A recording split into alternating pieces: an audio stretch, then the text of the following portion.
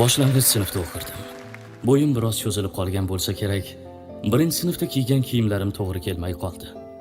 Bu ham yetmaganidek, onam shimimni qayergadir yamoq solib bersa, 2 kun o'tmay boshqa joydan sitilib ketardi. Qishda katta opamning qizil paltosini kiygandim.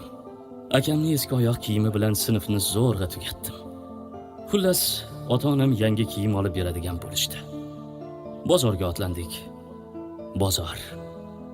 Ulug'lar aytganidek, qorni och odam bozorga borsa to'yadi. Yemasa ham to'yadi.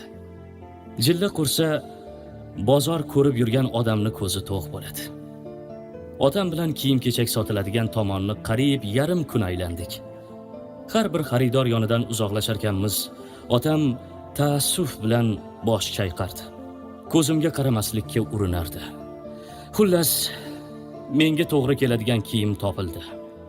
Qizig'i, otam olib bergan shim va ko'ylak, oyoq kiyim ham ancha katta keldi. Otam, 2-3 yil bemalol kiyasan deb qo'ydi. O'zimda yo'q xursand bo'ldim. Erta-indin maktabga borib, sinfdoshlarimga maqtanishni dilimga tugib qo'ydim. Kiyim bozoridan chiqarkanmiz, dimog'imga gup etib taomlarni hidi urildi. Ayniqsa, kabob ko'zimga olovdek ko'rindi. Shashlik olib bering, otamning nigohini qo'ra tomonga burmoqchi bo'ldim. Qarang ota, menga ham olib bering, och qoldim. Bu so'zni hech bir ota ko'tara olmaydi nazarimda. Juda og'ir gap qilgandim. Otamning bir qo'lida meni yangi kiyimlarim, ikkinchi qo'li esa cho'ntagida edi. Nimalarnidir chamaladi shekilli, beixtiyor tamaddixona tomonga burildi. Qani yur o'g'lim, bir seni shashlikka to'ydiray.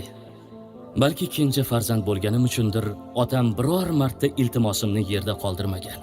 Oshpaz amaki bitta shapati non va 2 dona sixta kabob olib keldi. Likopchada piyoz ham qo'ydi. Men dastlab hech narsaga e'tibor qilmay, oldimga qo'yilgan taomni shoshilgancha yeb boshladim. Bitta sixini tugatgach, biroz nafsim qondi shekilli, otamga yuzlandim. Siz yemaysizmi? Sen yeyaver o'g'lim, meni qornim to'q. Otam shapati non bilan piyoz chaynab o'tirardi. Kabobni oxirigacha tugatdim. Otam esa achchiq piyozni nonga qo'shib yedilar. Yillar o'tsa-da bu voqeani negadir esimdan chiqara olmadim. Otam bilan bog'liq o'sha voqeani yuragim ezilib eslayman. Chunki u paytlarda otamni menga har yili yangi kiyim olishga puli yo'q edi. Bugun bolalarimni istagancha kabobga to'ydira olaman. Xohlagan kiyimlarini kiyishadi. Cho'ntagimda pulim tugaydi degan xavotirim yo'q. Otam ham tirik. Yaqinda o'sha bolalik iztiroblarimni eslab, otamga kabob olib bermoqchi bo'ldim.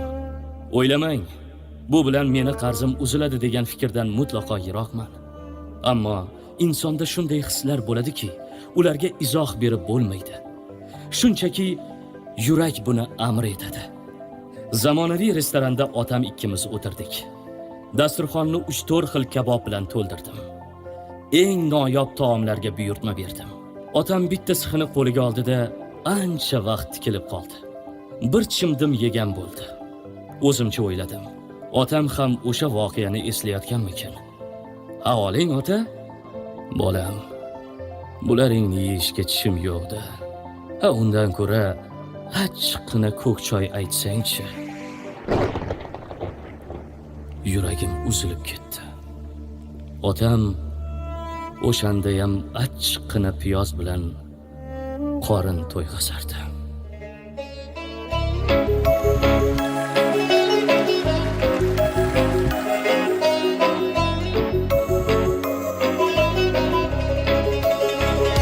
Sog'insam otajonim,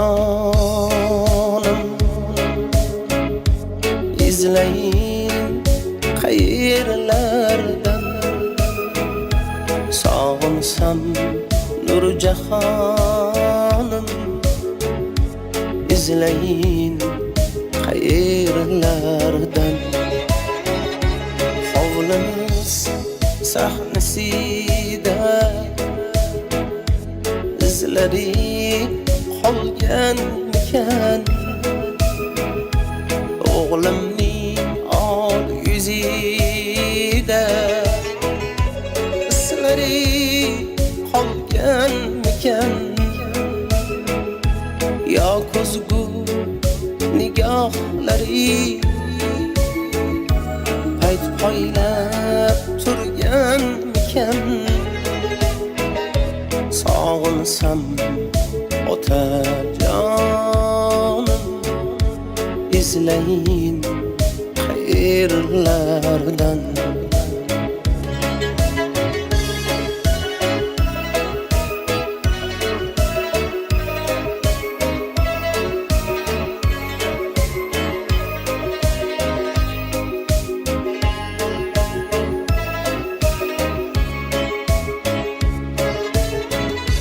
dasturxon yozilganda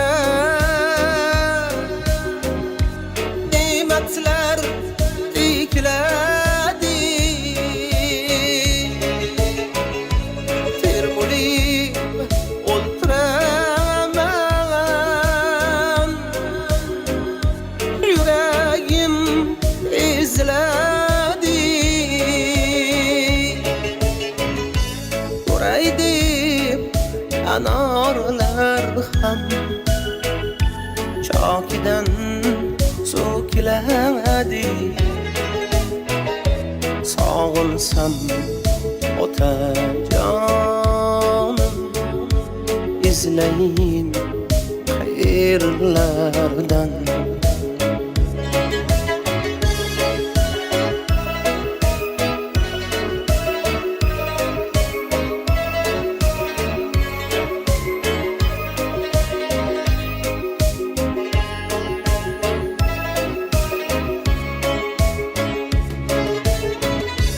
oqsoqol otalarga qush kabi talpinarman ko'rsam gar suratlari suv kabi qalqinarman yig'lamay yashaymanu ammo ki sog'inarman sog'insam otajonim izlayin qayerlardan sog'insam nurjahonim izlayin qayerlardan